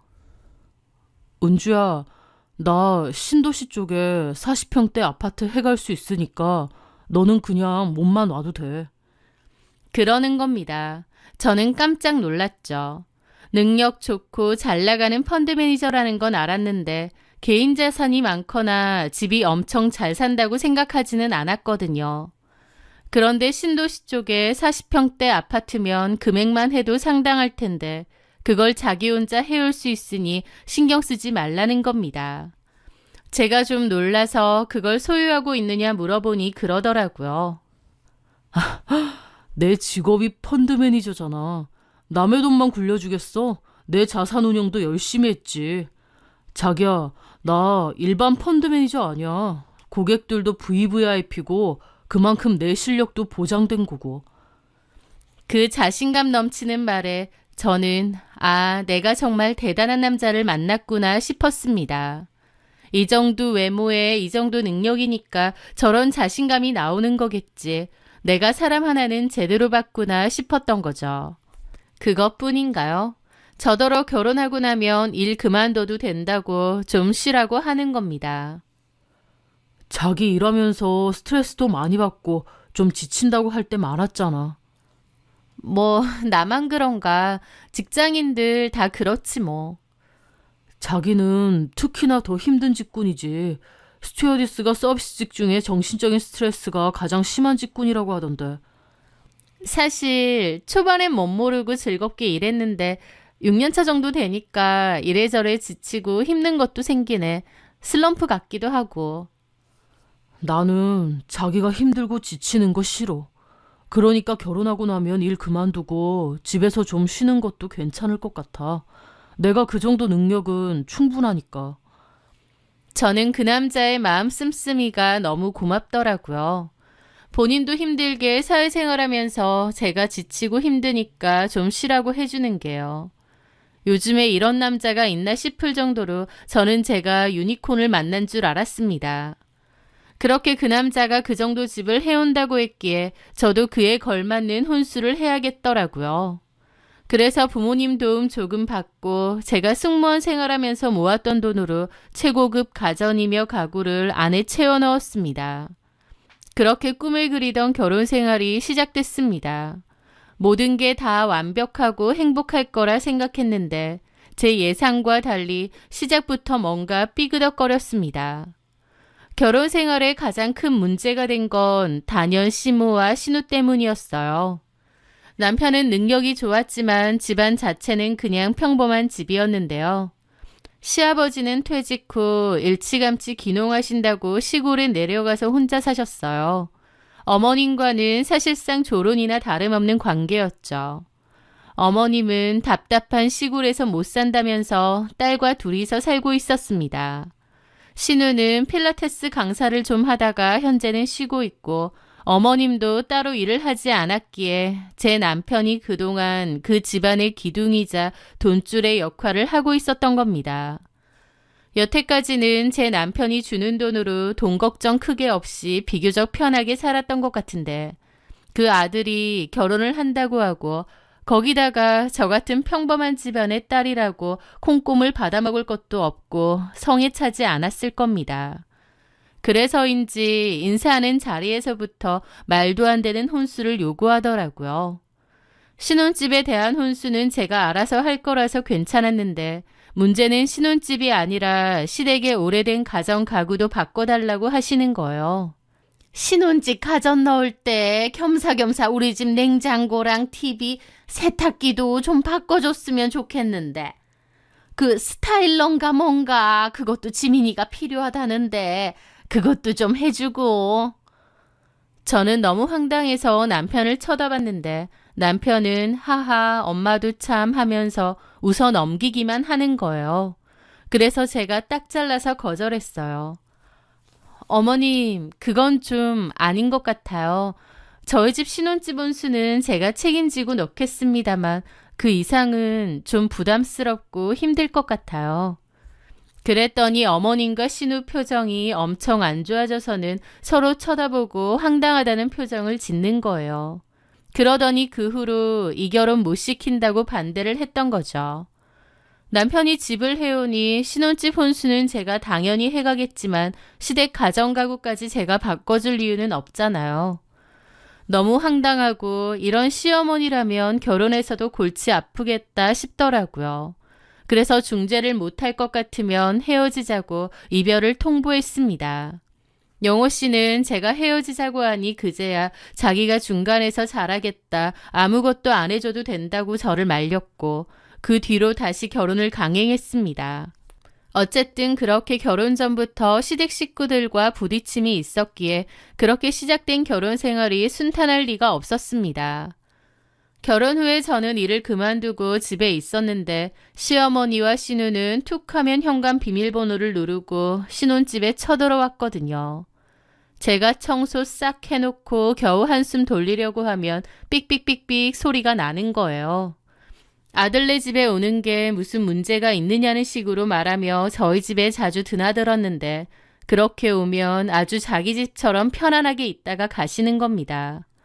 냉장고 뒤져서 과일 마음대로 깎아먹고 그 껍데기를 치우지도 않고 그대로 올려두는 데다 배달 음식 시켜 드시고 딱 싱크대 안에만 넣어두더라고요. 시뻘겋게 양념이 묻은 그 일회용 용기들요. 그것뿐인가요? 이 컵 예쁘네. 이거 우리가 들고 가마. 너네는 새로 하나 사던가. 아, 꿀 새로 샀네. 우리 집 마침 꿀이 똑 떨어졌는데 이거 들고 갈 테니까 너네는 새로 사라. 커피 이런 거 잘 안 먹지? 우리가 들고 갈게. 그런 식으로 저희 집에 있는 걸 마음대로 자꾸 갖고 가버리시는 겁니다. 제가 일을 그만두고 집에만 있으니 무슨 자기들 식모가 하나 생긴 줄 아는 건지 저를 막 부려먹으려 하시는데 기가 막혔죠. 저도 나중에는 짜증나서 어머님과 신우가 오면 볼일 있다고 나가버렸는데 그러고 들어오면 집안 꼴이 엉망이고 배달 용기 그대로 쌓여있고 제 할 일만 잔뜩 쌓여있는 겁니다. 너무 스트레스를 많이 받았고 남편에게도 왜 어머님과 아가씨가 이렇게 마음대로 드나드느냐, 이건 좀 아니지 않느냐 그랬습니다. 영호 씨, 이건 아니잖아. 내가 어머님이랑 아가씨 가정부 노릇하려고 결혼한 거야? 그리고 사생활이라는 게 있는데 왜 결혼한 아들 집을 아무렇지도 않게 드나드시는 거야? 제 울분이 섞인 하소연에도 남편은 부드러운 음성으로 그러는 겁니다. 에이, 자기야. 이제 결혼도 했겠다. 한 가족이잖아. 그냥 가족끼리 편하게 그러는 거 가지고. 가족끼리 편하다니. 나는 하나도 안 편해. 아들 부부 생활은 아랑곳하지도 않고 마음대로 불쑥불쑥 오셔서는 집 엉망으로 만들어 놓고 나도 부려먹으려고 하시는데 누구한테 편하다는 거야? 에이, 자기야. 그 말은 나도 좀 기분 나쁘다. 우리 엄마랑 지민이가 원래 좀 털털해서 그렇지 아기는 없어. 그냥 가족이니까 스스럼 없이 집에 놀러 오는 거지. 자기가 좀 이해해 줄 수 있는 거 아니야? 그럼 이렇게 생각해봐. 자기 집에서 쉬는데 우리 부모님이 툭 하면 와서 몇 시간이고 마음대로 어지르고 있는다고. 당신은 아무렇지도 않아? 알았어. 내가 나중에 말할게. 됐지? 여러분, 그 나중에 말할 게가 제일 무서운 말인 거 아시죠? 남편은 앞에서는 마지못해 제 편을 들어주는 척했지만 결론적으로는 아무것도 해결하지 않았습니다. 그저 말투만 다정다감하게 저를 달래주는 거지 실질적으로 어머님이나 신우에게 말한 적도 없고 중재할 생각 없이 반감만 하고 있었던 거죠. 참다 못한 저는 비번을 바꾸겠다고 했고 그 일로 시모와 신우가 제 욕을 엄청 하고 날뛴 모양이었습니다. 시모가 저한테 전화해서 내 아들 집에 간다는데 네가 뭔데 비번을 바꾸느냐 따졌고 저도 너무 불편하다고 이건 좀 아닌 것 같다고 따졌습니다. 그렇게 어머님과 제 사이는 제대로 틀어졌는데 제가 더는 이렇게 못 산다고 확실히 해달라고 남편에게 말했어요. 이렇게 살 거면 저는 그냥 집 나가겠다고요. 결국 남편은 어머님과 신우에게 자기가 없을 땐 오지 말라고 했습니다. 제 말은 안 들었지만 아들이 그렇게 말을 하니 어머님과 신우는 더 이상 오지 않았죠. 그렇게 잠깐의 평화가 찾아왔던 어느 날이었습니다. 난데없이 신우가 계속 집에서 놀고 먹을 수는 없지 않냐며 필라테스 사업을 하겠다고 하더라고요. 같이 할 동업자도 구했다면서요. 문제는 돈이었습니다. 동업자와 반반 투자를 해야 되는데 그 돈이 신우에겐 없었죠. 결국 어머님은 신우 사업 자금 대준다고 살고 있던 빌라를 전세에서 월세로 바꾸어 사는 주게 되었죠. 호기롭게 신우는 필라테스 센터를 열었어요.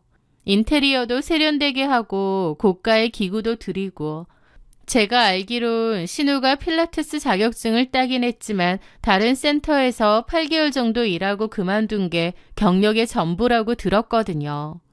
그런데 덜컥 필라테스 센터의 공동 원장을 맡아도 되나 했는데 신우 말고 또 다른 공동 원장이 경력도 많고 잘하시는 분인가 보다 했습니다.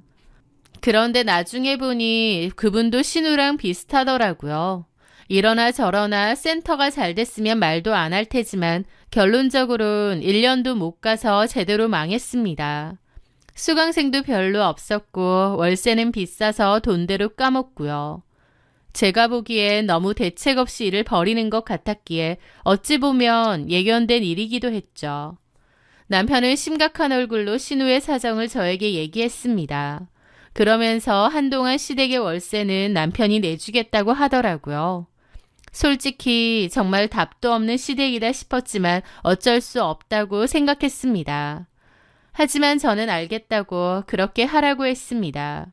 솔직히 밑 빠진 독에 물 붓기 같은 기분이기도 하지만 어쨌든 가족이니 나몰라라 할 순 없잖아요. 그런데 황당하게도 어머님은 밖에서 줄기차게 제 욕을 하고 다니셨다 하더라고요. 저희 엄마 친구분이 공교롭게 시어머니 친구분이랑 아는 사이라고 하시던데 그분이 전해준 거예요. 저희 어머님이 며느리 욕 엄청 하고 다닌다고요. 자기 아들이 힘들게 번 돈으로 며느리만 논았다고 집에도 못 오게 하고 천하의 나쁜 년이라고 하고 다닌다네요. 그거 듣는 어머님 친구분들은 맞장구 치면서 저더러 천하의 싸가지 없고 못된 며느리라고 같이 욕하신다더군요. 너무 기가 막히고 화가 났는데 그 와중에 신우도 똑같았습니다. 집 전세금 날려먹을 만큼 사업 말아먹었으면 미안해서라도 좀 조용히 살아야 될 텐데 더욱 나대더라고요. 그러면서 한 번은 볼 일이 있어서 저희 집에 왔었는데 새언니는 좋겠다. 우리 오빠 덕에 이렇게 좋은 집도 살아보고. 나는 언제 이런 데 살아보나? 그러면서 제 안방을 들여다보면서 이 방, 내 방이었으면 좋겠다. 여기 해도 잘 뜨네. 우리도 그냥 여기 와서 살면 어떨까? 그 소리를 계속 하는 겁니다. 진짜 왜 저래 싶은데 나중에는 제 남편까지 그 소리를 하더라고요. 은주야, 어차피 월세 내줄 바에 그냥 엄마랑 지민이 우리 집으로 들어오라고 할까? 방도 남잖아. 남편에게 그 얘기를 듣는데 이성의 끈이 툭 하고 끊어지는 것 같았습니다. 그게 말이 돼? 지금도 스트레스 받아 죽겠는데 어떻게 같이 살아? 어머님과 신우가 평범한 사람들이라고 해도 같이 살기에는 힘들 텐데 저희 어머님과 신우는 도저히 같이 살 수 있을 만한 사람들이 아니었습니다. 게다가 제 욕도 그렇게 하고 다닌다는 걸 알았는데 제가 무슨 감정으로 같이 살고 싶겠나요? 저는 절대 그건 안 된다고 하니 남편도 마지못해 알겠다고 하더라고요. 하지만 그게 끝이 아니었습니다. 다음 날부터 어머님과 신우가 번갈아 가면서 저한테 전화를 해서는 네가 뭔데 내 아들 집에 못 들어오게 막아? 너 그 집 살 때 돈 한 푼이라도 보탰니? 고생은 내가 해서 키웠는데 왜 그 혜택은 너만 받는 거야? 시어머니고 신우는 어떻게 살든지 말든지 너만 그 좋은 집에서 잘 먹고 잘 살면 그만이야? 라면서 소리를 지르고 난리가 난 겁니다. 그 옆에는 신우가 부추기면서 엄마 잘한다. 엄마가 너무 오냐오냐 하니까 새언니가 엄마를 만만하게 보나 봐. 아주 혼쭐을 내줘. 하는 소리도 들리고요. 어머님 왜 이러세요 정말. 내가 내 아들 집 살겠다는데 네가 뭔데 그러냐고. 네가 나가라고. 저는 정말 미쳐버릴 것 같았습니다. 저는 그때 임신이 잘 안 되었는데 병원에서는 아무 문제가 없다고 했거든요. 가만 보면 임신이 안 되는 것도 저렇게 하루가 멀다 하고 스트레스를 받기 때문인 것 같았죠. 제가 승무원 생활을 하면서 다양한 인간군생을 만나봤고 상상 초월 진상도 정말 많았습니다. 그래서 제 나름대로 그런 사람들 대하는데 도 같았고 웬만해선 끄덕없다고 생각했는데 저희 어머님과 신우의 닭달은 정말 사람을 미쳐버리게 만들 지경이었죠. 그러던 어느 날이었습니다. 남편이 웬일로 아주 다정한 얼굴로 저한테 제안을 하는 거예요. 은주야, 요즘 많이 힘들지? 스트레스도 많이 받고. 남편이 그렇게 말하는데 내가 누구 때문에 스트레스를 받는지 모르나 싶어 기분이 안 좋더라고요. 제가 아무 말 안 하고 있으니 남편이 그러는 겁니다. 자기 제주도 좋아하잖아. 그래서 말인데 제주도 한 달 살이 이런 거 갔다 올래? 제주도? 한 달 살이? 장모님도 전에 수술하셔서 몸 회복이 덜 되셨잖아. 장모님과 둘이서 제주도 가서 푹 쉬고 오면 훨씬 좋을 것 같은데 내가 한 달 살이하기 적당한 집도 알아봐 놨거든. 남편의 그 말에 스트레스로 꽁꽁 얼어붙어 있던 제 마음이 스르르 풀리는 것 같더라고요. 저희 엄마는 그 전에 갑상선 관련 수술을 하시고 회복 중이셨거든요. 그래서 경치 좋고 공기 좋은 곳에서 요양을 좀 했으면 하는 마음도 있었는데 남편이 먼저 그렇게 제안을 한 거예요. 아, 이 남자가 그래도 내 생각, 우리 엄마 생각도 하는구나 싶어서 좀 감동이었습니다. 그렇게 저는 엄마랑 단둘이 한 달 살이를 위해 제주도로 떠났습니다. 남편이 알아봐준 집은 바다가 한눈에 보이는 너무너무 예쁜 타운하우스였죠. 저랑 엄마는 그곳에서 정말 오랜만에 평화롭고 행복한 시간을 보냈습니다. 남편한테도 너무 고마웠고 또 한편으론 제 마음도 많이 가라앉더라고요. 그래, 남편도 우리 엄마를 위해 이렇게까지 해주는데 나도 어머님과 신우에게 좋은 마음으로 먼저 다가가자 그런 결심도 했습니다. 그렇게 한 달 살이가 일주일 정도를 남겨두고 끝나갈 무렵이었어요. 조금씩 짐 정리를 하고 있었는데 제 핸드폰으로 모르는 번호의 전화가 한 통 걸려오는 거예요. 원래는 모르는 번호는 안 받는데 타지에서 한 달 살이를 하다 보니 혹시 필요한 전화일까 싶어서 받게 되더라고요. 여보세요? 고은주 씨 맞습니까? 수화기 너머로 아주 중후한 50대 정도 되어 보이는 남자의 목소리가 들렸어요. 네, 맞는데요. 누구시죠? 저는 김안나 씨 남편 되는 사람입니다. 라며 처음 들어본 이름을 말하더라고요. 전화를 잘못 거셨구나 싶었죠. 김한나요? 아, 전화 잘못 거신 것 같아요. 저는 그런 분을 모릅니다. 그런데 전화기 너머에 그 남자가 후 하고 정말 땅이 꺼져라 깊은 한숨을 내쉬는 거예요. 아무것도 모르시는군요. 예상은 했는데. 라며 너무 뜬금없는 소리를 하는 거예요. 무슨 말씀이신지 잘못 거신 거 아닌가요? 아니, 정확히 걸었습니다. 고은주 씨 맞으시죠? 네, 제 이름은 맞는데 누구시죠? 저한테 무슨 용건으로? 남편 이름이 최용호 맞죠? 라는 겁니다. 그 순간 저도 모르게 심장이 덜컹 하더라고요. 네, 맞는데 저희 남편을 어떻게 아세요? 무슨 일로? 최용호. 남자가 제 남편 이름을 경멸스럽게 읊조리더라고요. 그러더니 아무것도 모르시는 것 같아서 어디서부터 말해야 될지는 모르겠는데요. 최용호 그 인간 아내분이 아는 그런 사람이 아닙니다. 네? 무슨 소리세요? 직업은 펀드 매니저일지 모르지만 다른 일도 아주 열심히 하고 있더군요. 투자하러 온 사모들 상대로 등쳐먹는 제비 노릇까지요. 네? 제비요? 당신이 살고 있는 그 집 그거 우리 와이프 집이에요. 와이프 이름이 김안나입니다. 내 와이프 소유의 집이라고요. 아니, 엄밀히 말하면 제 소유죠. 제가 아내에게 줬으니까. 저는 너무 경악을 했습니다. 제가 살고 있던 신혼집이 남편께 아니라 저는 처음 들어본 여자 김안나의 집이라뇨. 심지어 그 김안나라는 여자는 남편의 고객이면서 동시에 남편이 따로 만나고 있는 여자이기도 하다는 겁니다. 그럴 리가 없어요. 말도 안 돼요. 이미 사람 시켜서 증거 싹 다 잡았습니다. 고은주 씨 당신 남편 내가 상간남으로 고소할 거예요. 그쪽도 아무것도 모르는 것 같은데 불쌍해서 알려주는 거고요. 남편 믿지 말고 좀 알아보세요. 그렇게 전화는 끊겼고 충격에 한참이나 멍했습니다. 그러다가 정신을 차리고 그 남자에게 다시 전화를 해 증거를 저한테도 보내줄 수 있느냐 물었습니다. 그 남자는 알겠다며 저에게도 증거를 보내주었고 제 눈으로 남편의 실체를 알게 되었습니다. 김한나 씨는 50대 중반 정도의 나이였는데 남편과 함께 스킨십도 하고 드라이브도 가고 호텔도 가고 그런 사진들이 다 찍혀 있더라고요. 그걸 보는데 이게 진짜 내 남편이 맞나 싶고 충격이 너무 컸습니다. 하지만 분명 제 남편이 맞았죠.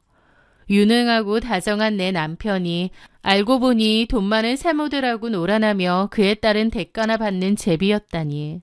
심지어 내가 살고 있던 신혼집도 김한나 씨에게 받은 거라니. 말도 안 되는 현실이 기가 막혀 얼마나 울었는지 모릅니다. 엄마도 놀라서 달려오셨고 저는 울면서 엄마한테 모든 걸 다 얘기했죠. 저희 엄마도 뒷목 잡고 쓰러지실 뻔했고요. 그렇게 엄마랑 저랑 뜬 눈으로 밤을 새우며 이걸 어떻게 할 건지에 대해서 의논을 했습니다. 그리고 어느 정도 마음을 추스르고 정리를 했죠.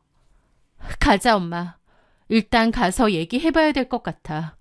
이혼을 하는 게 맞을 것 같지만 그래도 이혼 전에 대화는 하는 게 맞는 것 같아. 엄마도 제가 원하는 대로 하라고 하셨습니다. 그렇게 저는 원래 예정보다 며칠 일찍 집으로 돌아갔습니다. 그렇게 기운 없이 현관문 비밀번호를 누르는데 안에서부터 왁자지껄한 TV 소리와 낯선 음식 냄새가 확 풍겨 나오는 거예요. 들어가 보니 집안이 가관이었습니다. 거실에는 어머님과 신우가 떡하니 버티고 앉아 TV를 보면서 족발을 뜯고 있는 거예요. 저는 너무 놀라 벙쪘고 어머님과 신우도 저를 보더라고요. 너 왜 벌써 왔니? 이게 다 뭐예요? 라는데 가만 보니 하루 이틀 있었던 느낌이 아니더라고요. 저는 주변을 둘러봤더니 놀랍게도 어머님과 신우는 방 하나씩 이미 차지했던 겁니다. 각자 방 하나에 짐까지 다 풀어놓았더라고요. 그제서야 알겠더라고요. 왜 남편이 제주도 한 달 살이를 하고 오라고 한 건지요. 뭐긴 뭐야. 우리도 이제 여기서 같이 살 거다. 네? 같이 살아요? 누구 마음대로요? 제 말에 어머님 눈이 뒤집히더라고요. 저 말하는 싸가지 봐라. 누구 맘대로라니. 내 아들 집인데 뭐 불만 있니? 가만 생각해보면 여기 내 아들 집이고 네 집은 하나도 없는데 네가 뭔데 안 된다 된다를 따지고 있어. 라는 겁니다. 그 말에 저는 어처구니가 없어서 코웃음이 날 지경이었어요. 네, 제 지분도 없지만요. 엄밀히 말하면 어머님 아들 지분도 없네요. 어머님 아들이랑 놀아난 여자네 집이니까요. 라고 쏘아붙이려던 차에 마침 현관문 도어락 소리가 다시 들리더니 남편이 퇴근하고 들어오더라고요. 그 번지르르한 얼굴을 보는데 저 얼굴로 밖에서 돈 많은 사모들 만나고 제비짓하고 다녔다 생각하니 꼴도 보기 싫은 겁니다. 자기 벌써 왔어? 이게 지금 어떻게 된 거야? 설명 좀 해봐. 저는 이를 악물고 물었습니다. 말하려고 했는데 엄마랑 지민이 우리 집에서 같이 살기로 했어. 엄마가 살림도 해줄 거야. 엄마가 그렇게 한대. 자기는 편하게 지내면 돼. 저는 그 인간 얼굴을 빤히 쳐다봤습니다. 다정한 척 말하면서 정말 내 얘기는 귓등으로도 안 듣고 지 맘대로 하는구나 싶기도 하고 또 한편으론 저 가식적인 얼굴로 나를 여태까지 잘도 속여왔구나 싶은 겁니다. 말투만 다정하지 그 속내용은 완전 이기적이고 지밖에 모르는 인간이었던 거죠. 이미 제주도에서 마음 정리를 웬만치 하고 온 상태라서 그런지 열받는다기보다 그냥 어처구니 없고 헛웃음만 나오더라고요. 이 코미디 같은 상황이 너무 어이가 없기만 했던 거죠. 남편은 곧 상간소송을 당한 예정이지만 그런 것도 전혀 모르는 것 같았고 어머님과 신우도 마찬가지였습니다. 저는 어이없으면서도 후련한 기분으로 말했습니다. 그럼 가족끼리 그렇게 실컷 사세요. 내가 나가줄 테니까. 저는 캐리어를 돌려서 그대로 현관으로 향했습니다. 남편이 당황하더라고요. 자기야, 왜 이래? 너무 감정적으로 이러지 말고. 근데 시어머니랑 신우가 뒤에서 그러는 겁니다. 냅둬라 영호야. 전현 저거 쇼하는 거다. 그래 오빠 냅둬. 나가신다는데 뭐하러 말려. 그러니까 네가 그렇게 절절매니까 쟤는 지가 뭐라도 된 줄 알고 저렇게 꼬장 부리는 거다. 그냥 냅둬 나가게. 지가 지발로 나간다는데 뭐. 그리고 저한테도 그러더라고요. 너 이건 명심해라. 네가 네 발로 나간 거야. 나중에 다시 돌아오니 어쩌니 눈물 콧물 짜기만 해봐. 절대 안 받아줄 거다. 저는 그냥 코웃음 치고 남편을 뿌리쳤습니다. 그럴 일 절대 없을 거니까 실컷 사세요. 아니, 이 집에서 아주 뼈를 묻으세요. 제가 해온 혼수는 싹 가져갈게요. 그거 말고 제가 이 집에 올 일은 죽어도 없을 겁니다. 원하는 대로 제가 나가드릴 테니 새 식구 손잡고 오래오래 행복하게 잘 살아보세요. 그렇게 저는 집을 나섰습니다. 그리고 제주도에서 마음 정리를 할 때 미리 알아봐둔 업체에 전화해서 지금 당장 가정가구 다 빼서 공용 창고에 좀 놔둬달라고 했죠. 그리고 남편에게 이혼을 하겠다고 문자를 보냈습니다. 남편한테서 바로 전화가 오더라고요. 야, 너 미쳤어? 이런 일로 무슨 이혼이야. 장난해? 오갈 데 없는 시댁 식구 같이 좀 살자고 했다고 이혼하자는 게 말이 되냐고. 저는 그 전화를 받고 아주 차갑게 말했습니다. 내가 분명 반대했는데도 마음대로 니네 엄마랑 동생 데리고 왔지. 그러니까 셋이서 그렇게 살라고. 그리고 이혼 사유라면 또 있지. 내가 아무것도 모를 줄 알았어? 나이 많은 사모님들 만나고 다니면서 돈 받고 집 받고 너 그렇게 살아왔잖아. 제 말에 남편의 숨소리가 멎는 게 느껴졌습니다. 그게 무슨 소리야? 그 집도 그 사모님들 중 한 명인 김한나 소유라며. 아니, 정확히는 그 여자 남편 소유던가? 전화기 너머로 남편의 숨소리가 헉 하고 멈추는 게 느껴졌어요. 너 그걸 어떻게... 이보다 더한 이혼 사유가 어디 있겠니? 너 같은 더러운 인간하고 단 하루도 더 못 살아. 당장 이혼해. 그렇게 전화를 끊었습니다. 그리고 바로 변호사부터 만났습니다. 저는 이혼 소송과 위자료 소송을 동시에 진행하기로 했습니다. 그리고 그 와중에 예고했던 대로 김한나의 남편은 제 남편에게 거액의 상간난 소송을 했더라고요. 게다가 남편의 회사에 내용 증명까지 싹 보냈다고 했습니다. 귀사 소속 최용호 씨가 불륜을 저질렀고 펀드 매니저라는 직위를 이용해 금품을 수수하고 기망하였다고요. 결국 그 일로 남편은 직장에서도 해고를 당했습니다. 줄 소송을 당하면서 당연히 그 신혼집에서 남편도 시모도 신우도 다 나가야 되었죠.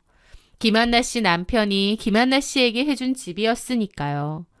그 집도 당장 나가라고 통보가 갔나 본데 시어머니랑 시누이는 못 나간다고 그냥 버텼나 봐요. 오갈 데 없다면서요. 그러다 결국 김한나 씨 남편이 보낸 퇴거 전문 업자들이 들이닥쳤습니다. 시모랑 신우가 버티니까 문 따고 들어가서 짐짝처럼 질질 끌고 나갔다고 하더라고요. 그 와중에도 얼마나 생난리를 치며 나갔는지 동네 개망신을 다 당한 셈이죠. 자기 아들 상간남이라고 아주 떠벌리는 것도 아니고 어차피 쫓겨날 건데 생난리를 쳤다고 하더라고요. 저는 그 사이에 제가 갖고 나온 혼수들 중 저희 엄마 집에 오래된 가정가구를 싹 바꿨고요. 그래도 남은 건 중고로 처리를 했습니다. 비싸게 줬는데 중고로 팔 땐 그만한 가치가 없어서 아깝긴 하지만 아깝다고 부여잡고 있는 건 너무 미련한 짓이잖아요. 전부 다 싹 정리를 하고 나니 오히려 속이 시원하더라고요. 전 남편은 저에게도 소송을 당했고 김한나 씨의 남편에게도 소송을 당했습니다. 저 역시도 김한나 씨에게 소송을 걸었고 김한나 씨에게 3천만 원 가량의 위자료를 받아냈어요. 혼수 비용 손해본 건 거기서 많이 충당했다 생각하고 말았습니다.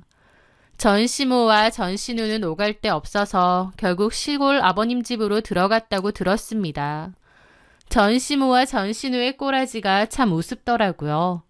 저더러 이 좋은 집 왜 자기들은 못 사냐고 따지고 기어코 짐 들고 와서 방 하나씩 차지하더니 결국 한 달도 못 살고 쫓겨난 셈이죠. 그 지긋지긋한 인간들 얼굴 다시는 안 보는 것만으로도 속이 다 시원합니다. 전 남편의 뺀질뺀질한 외모와 수려한 말솜씨에 저도 깜빡 속았던 것 같습니다. 사실은 겉모습만 번지르르 하지 실속도 없고 내실도 전혀 없는 그런 인간일 뿐이었죠. 이혼은 가슴 아프지만 이 일로 저도 많이 돌아보고 또 사람 보는 눈도 좀 커지지 않았나 생각하렵니다. 저는 승무원 취업 코칭을 해주는 학원에 취업을 하게 되었어요. 다니고 있는데 제가 의외로 강사가 적성에 잘 맞더라고요. 그래서 즐거운 마음으로 잘 다니고 있습니다. 참 많은 일이 있었지만 그 와중에 운이 좋아서 잘 풀렸던 일도 많은 것 같아요. 증거도 손쉽게 얻었고 소송에도 다 이기고 했으니까요. 힘든 일이었지만 최대한 좋은 쪽으로 생각하며 앞으로도 씩씩하고 긍정적으로 잘 살아가려 합니다. 제 긴 이야기 들어주셔서 정말 감사합니다.